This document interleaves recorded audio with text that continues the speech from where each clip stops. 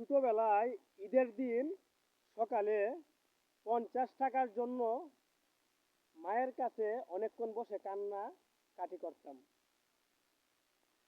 সেই দিনগুলা আজও মনে পড়ে। আর এখন পকেট ভর্তি টাকা, কিন্তু মনের মধ্যে সেই শান্তিটুকু নেই, আর সেই মাও নেই।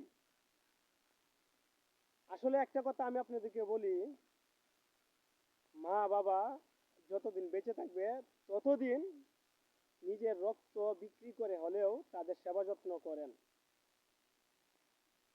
মা বাবা এরকম মূল্যবান সম্পদ, যার নেই তারা বুঝে দুনিয়াটা কতটুকু কষ্টদায়ক আর কতটুকু বেদনাদায়ক। মানুষে বলে না, দাঁত থাকতে দাঁতের মর্যাদা বুঝে না, ঠিক সেই রকম। তো সামনে আমাদের ঈদ। তো এই ঈদের মধ্যে আপনারা যারা দেশে যাবেন, অবশ্যই শুধু সন্তানদেরকে স্ত্রীকে সাথে নিয়ে ঘুরবেন না, তাদেরকে শুধু সময় দিবেন না। আপনার মা বাবা খাওয়া দাওয়া করছে কিনা, তারা নতুন পোশাক পরছে কিনা, কিনছে কিনা, এগুলো একটু খোঁজখবর নেবেন।